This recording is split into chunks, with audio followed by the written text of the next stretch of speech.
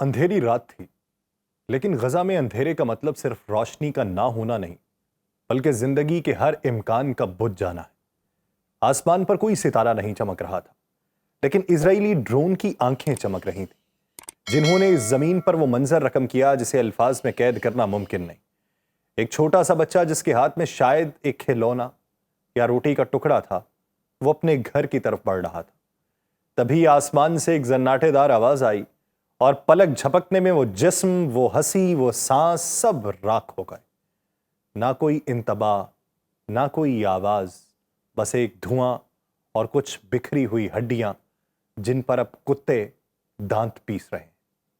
یہ کوئی اتفاقی حادثہ نہیں تھا، یہ وہ سیاست ہے جو بچوں کے جسموں پر کی جاتی ہے، وہ سفارت ہے جو ماں کی کوکھ سے لپٹی لاشوں سے نتیجہ اخذ کرتی ہے، وہ ٹیکنالوجی ہے جو چینی ساختہ ڈرون پہ لگے چھوٹے ہتھیار سے معصوم جسموں کو پھاڑتی ہے۔ غزہ میں آج انسانوں کو پانی مانگنے پر مارا جاتا ہے، قطار میں لگنے پر اڑا دیا جاتا ہے، اور گھروں کو لوٹنے کی کوشش کرنے پر نظر آتش کر دیا جاتا ہے۔ لاشیں پڑی رہتی ہیں اور ان کے قریب آنے والے ہاتھوں پر بھی گولی چلا دی جاتی ہے۔ یہ وہ جنگ ہے جو صرف بموں سے نہیں بلکہ پیاس، بھوک اور بے حسی سے لڑی جا رہی ہے۔ یہ وہ بربادی ہے جس میں کنویں دشمن سمجھے جاتے ہیں، پانی کی بوند بغاوت اور سانس جرم بن چکا ہے۔ یہ صرف غزہ کی جنگ نہیں ہے، یہ انسانیت کی آخری چیخ ہے جو دنیا کے ضمیر کی مردہ گلیوں میں سنائی دیتی ہے۔ لیکن یاد رکھو، جہاں بچوں کی لاشوں پر بل بورڈز لگیں، وہیں تاریخ خاموش نہیں رہتی، وہ چیختی ہے، دھاڑتی ہے اور ظالموں کے چہروں کو بے نقاب کر کے چھوڑتی ہے۔ آپ سب پر سلامتی ہو، میں یاسر رشید ہوں اور آپ دیکھ رہے ہیں سنو نیوز۔ ناظرین، تصور کیجئے ایک ایسی جگہ کا جہاں پانی کے قطار میں لگے جسموں پر بمباری ہو، جہاں کنویں بھی دشمن ٹھہرائے جائیں اور جہاں پیاس صرف اذیت نہ ہو بلکہ سزا بن جائے۔ یہ ہے آج کا غزہ۔ غزہ کے گورنمنٹ میڈیا آفس کے مطابق اسرائیلی حملوں نے ان افراد کو نشانہ بنایا جو صرف پانی لینے کے لیے قطار میں کھڑے تھے۔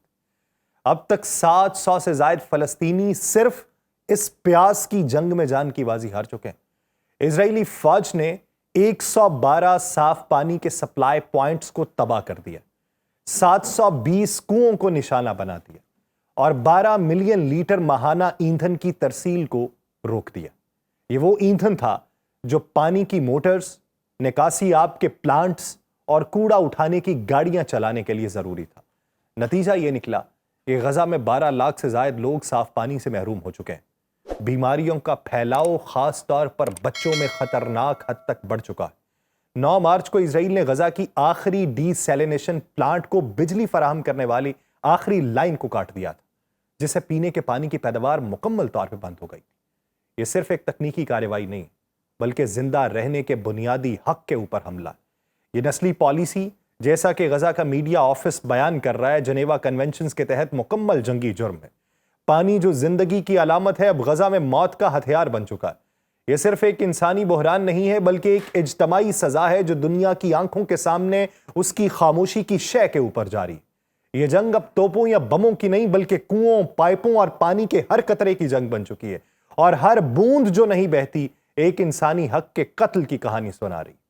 جبکہ دوسری طرف اسرائیلی فوج اب جدید ترین چینی ساختہ ڈرونز کو صرف عسکری اہداف کے لیے نہیں بلکہ عام فلسطینی شہریوں حتیٰ کہ بچوں تک کو نشانہ بنانے کے لیے استعمال کر رہی ہے۔ اور یہ انکشاف اسرائیل کی اپنی 2 تحقیقاتی صحافتی ویب سائٹ 972 میگزین اور لوکل کال کی ایک تہلکہ خیز رپورٹ میں بیان کیا گیا۔ رپورٹ کے مطابق ان ڈرونز کو میدان جنگ میں موجود اسرائیلی فوجی خود ہاتھ سے چلاتے ہیں، اور ان کا مقصد صرف دشمن کو ختم کرنا نہیں ہے بلکہ ان علاقوں میں رہنے والے فلسطینی شہریوں کو خوفزدہ کر کے بے دخل کرنا ہے یا ان کی واپسی کو روکنا ہے، جنہیں پہلے ہی جبری طور پہ نکال دیا گیا۔ یہ نہ صرف بین الاقوامی انسانی حقوق کی صریحاً خلاف ورزی ہے بلکہ اسرائیل کے اس بیانیے کو بھی بے نقاب کرتا ہے جو اپنے دفاع میں کارروائیوں کو ہدفی یا پھر عسکری قرار دیتا ہے۔ جب ڈرونز کا ہدف وہ بچے بن جائیں جو ملبے کے ڈھیروں میں اپنے کھلونوں کو ڈھونڈنے کی کوشش کر رہے ہوں، تب جنگ صرف عسکری نہیں رہتی بلکہ وہ ایک خاموش نسل کشی بن جاتی ہے، ایک ایسا منصوبہ جس میں ٹیکنالوجی، جنگی حکمت عملی اور نسل پرستی کا زہر ایک ساتھ گھول دیا جاتا ہے۔ یہ جنگ اب صرف میزائلوں اور ٹینکس کی نہیں رہی، یہ جنگ اب کیمروں جیسے چھوٹے ڈرون سے چلائی جا رہی ہے جو اوپر سے بچوں، عورتوں، بوڑھوں پر موت برساتے ہیں۔ اسرائیل کی دو معروف صحافتی ویب سائٹس 972 میگزین اور لوکل کال کی ایک چشم کشا رپورٹ نے دنیا کے سامنے اس حقیقت کو بیان کیا تھا کہ اسرائیلی فوج کس طرح چینی کمپنی آٹل کے تیار کردہ ایوو ڈرونز کو صرف $3000 میں خریدتی ہے، انہیں مہلک ہتھیار میں تبدیل کر دیتی ہے۔ ایسے ہتھیار جو اب ہاتھ میں کیمرہ لیے فوٹوگرافی کے لیے نہیں بلکہ آئرن بال کے ذریعے دستی بم گرا کے زمین پر تباہی پھیلانے کے لیے استعمال کیے جا رہے ہیں۔ اور یہ رپورٹ 7 موجودہ اور سابق اسرائیلی فوجیوں اور افسران کے انٹرویوز کے اوپر مبنی ہے۔ میں خود ساختہ یہ آپ کے سامنے نہیں رکھ رہا۔ انہوں نے خود یہ اعتراف کیا ہے کہ ان ڈرونز کو استعمال کر کے فلسطینی شہریوں کو ان کے گھروں سے نکالنے، واپس آنے سے روکنے اور ان پر نفسیاتی دباؤ ڈالنے کے لیے نشانہ بنایا جاتا ہے۔ اسرائیل کی یہ حکمت عملی اس بڑے منصوبے کا حصہ ہے جس کے تحت غزہ کے شمال سے فلسطینیوں کو زبردستی جنوب کی طرف دھکیلا جا رہا ہے، جہاں ایک نیا انٹرٹینمنٹ کیمپ قائم کرنے کا اعلان ہوا ہے، جسے سابق اسرائیلی وزیر اعظم یائر نے باقاعدہ طور پہ تکلیف دہ سچائی کے ساتھ کیا کہا، کانسنٹریشن کیمپ۔ الجزیرہ کے جو رپورٹرز ہیں عہدہ، انہوں نے نور عہدہ کی ایک رپورٹ ہے اس پہ تبصرہ کرتے ہوئے نور عہدہ نے کہا ہے کہ ڈرونز کا اس انداز میں جو استعمال ہے یہ فلسطینیوں کو قتل کرنے اور ان کی زمینوں سے بے دخل کرنے کے لیے ظلم کی تازہ ترین مثال ہے جو اب غزہ میں ایک عام معمول بن چکا ہے۔ یہ سب کچھ ایک ایسے وقت میں ہو رہا ہے جب دنیا کے بیشتر میڈیا ادارے فلسطینی سرزمین پر رسائی سے محروم ہیں، اور اسرائیل نے خود الجزیرہ جیسے بڑے ادارے پر بھی اسرائیل اور مغربی کنارے میں رپورٹنگ پہ پابندی عائد کر رکھی ہے۔ حقیقت یہ ہے کہ اب اس جنگ میں صرف زمین نہیں چھینی جا رہی، وہاں زندگیاں، تاریخ اور ضمیر دفن کیے جا رہے ہیں، اور ڈرون اب صرف اڑتے نہیں ہیں، وہ گر کر چیختے انسانوں پر قہر بن جاتے ہیں اور ان کی قبر بنا دیتے ہیں۔ یہ وہ لمحہ ہے جہاں انسانیت کی سانس رک رہی ہے، زمین شرم سے تھر تھر کانپ رہی ہے، اور رفح کے علاقے میں تعینات ایک اسرائیلی فوجی جسے اس رپورٹ میں جو 2 ویب سائٹ کے اوپر بیان کی گئی اس میں صرف ایس کے نام سے شناخت کیا گیا ہے، وہ ایس یہ انکشاف کرتا ہے کہ وہ صرف ظلم کی داستان نہیں بیان کر رہا بلکہ وہ تاریخ کے تاریک ترین ابواب میں لکھے جانے الفاظ کو بیان کرتا ہے۔ وہ بتاتا ہے کہ اسے ان علاقوں میں ڈرون حملوں کی نگرانی کی ذمہ داری سونپی گئی جہاں اسرائیلی فوج نے شہریوں کو پہلے ہی بے دخل کر دیا تھا، لیکن لوگ جب اپنے اجڑے گھروں کو واپس آتے دیکھتے ہیں تو وہ لوٹنے کی کوشش کرتے ہیں۔ تو ایس نے وہاں پہ واضح طور پہ کہا کہ گھروں کو لوٹنے والے لوگوں کو ہم روکنے کی کوشش کرتے ہیں، ان کے پاس کوئی ہتھیار نہیں ہوتا، ان کی لاشوں کے پاس کچھ نہیں ملتا، ہم نے کبھی ان کو وارننگ جاری نہیں کی، کبھی بھی نہیں۔ کہانی یہیں ختم نہیں ہوتی بلکہ یہاں سے انسانیت کا جنازہ اٹھتا ہے۔ وہ کہتا ہے کئی بار ان لاشوں کو اٹھانے کی اجازت بھی نہیں ہم دیتے، وہ لاشیں جنہیں کاندھا ملنا تھا وہ وہیں پہ ویران راستوں پہ پڑی رہتی ہیں، اور فوجی دور بینوں سے دیکھتے رہتے ہیں کہ آوارہ کتے ان پر جھپٹ رہے ہیں، اور وہ محض دیکھتے ہیں اور موبائل سے ویڈیوز بناتے رہتے ہیں۔ سب سے ہولناک لمحہ وہ تھا جب ایس نے یہ تسلیم کیا کہ کئی مواقع پر جان بوجھ کر بچوں کو نشانہ بنایا گیا۔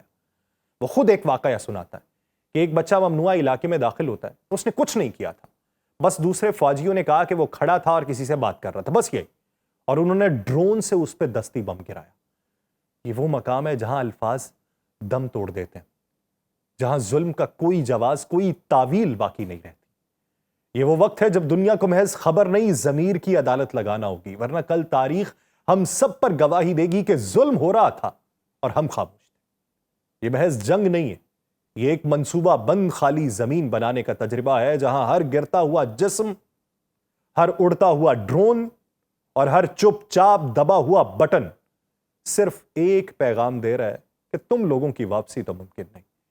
اسرائیلی فوجی خود اعتراف کرتے ہیں کہ یہ عام چینی ڈرون جن پہ ہینڈ گرنیڈ لگا کر گرایا جاتا ہے، یہ فلسطینی بستیوں کو خالی کرانے اور خون کے ذریعے واپس نہ آنے کا سبق سکھانے کے لیے استعمال کیے جا رہے ہیں۔ یہ ڈرون سستے ہیں، آسانی سے چلائے جا سکتے ہیں، اور ان کے استعمال کے لیے مرکزی کمان کی اجازت بھی ضروری نہیں ہوتی۔ یعنی قتل عام جو ہے وہ ایک پلاٹون کی سطح کا معاملہ ہے جہاں نچلے درجے کے سپاہی بھی خود فیصلہ کر کے ایک بٹن دبا سکتے ہیں جو کسی کے گھر، کسی کے بیٹے، کسی کی ماں کی گود کو ہمیشہ کے لیے اجاڑ سکتا ہے۔ اس کہانی کو اور بھی خطرناک وہ حقیقت بناتی ہے کہ اسرائیلی فوجی دستے ان ڈرونز کو خریدنے کے لیے اسرائیل اور امریکہ میں کروڈ فنڈنگ کر رہے ہیں، ویڈیوز بنائی جاتی ہیں، اپنے ڈونرز کا شکریہ ادا کیا جاتا ہے، اور یہ منظر نہ صرف اخلاقیات کا جنازہ ہے بلکہ انسانیت پہ کھلا طنز بھی ہے، جہاں ظلم کو کاروبار بنا کر بیچا جا رہا ہے۔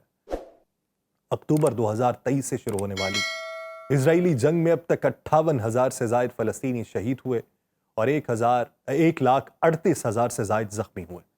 لیکن اس سب کے بیچ میں ایک اہم خبر یہ ہے کہ یہ تمام تر مواد جو ہے یہ فلسطینی اتھارٹی کا ہے، جو غزہ کی وزارت صحت ہے، اور غزہ کی وزارت صحت اپنا تمام تر مواد اپنے پاس محفوظ رکھنے میں کامیاب نہیں ہو سکی۔ اور اسی بیچ میں جب ابھی جنگ بندی نہیں ہوئی تھی، آسٹریلوی میڈیا نے یہ کلیم کیا تھا کہ شہادتوں کی تعداد 2 لاکھ سے تجاوز کر چکی ہے۔ یعنی ہر بلاسٹ، ہر تباہ شدہ گلی اور ہر آسمان سے گرتا ہوا ڈرون ایک سوال بن چکا ہے کہ کیا واقعی دنیا اندھی ہو چکی ہے یا صرف خاموش ہے؟ یہ صرف خون کی بارش نہیں ہے، یہ وہ وقت ہے جب انسانی ضمیر پہ لعنت بن کے گرتا ہوا ہر لمحہ ہمیں جھنجھوڑ رہا ہے کہ اگر اب بھی آواز نہ اٹھائی تو کل تاریخ ہم سب کے خلاف فرد جرم عائد کرے گی۔ کہ وہ لوگ یہ کہتے ہیں کہ کہاں ہے ارض و سما کا مالک، کہ چاہتوں کی رگیں کرے دے، ہوس کی سرخی رخ بشر کا حسین غازہ بنی ہوئی ہے، کوئی مسیحا ادھر بھی دیکھے، کوئی تو چارہ گری کو اترے، افق کا چہرہ لہو میں تر ہے، زمین جنازہ بنی ہوئی ہے۔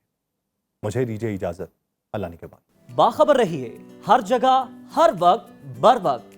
ابھی سنو نیوز کا یوٹیوب چینل سبسکرائب کریں اور بیل آئیکن پر کلک کریں اور جانیے ملکی اور غیر ملکی حالات و واقعات یقین کے ساتھ۔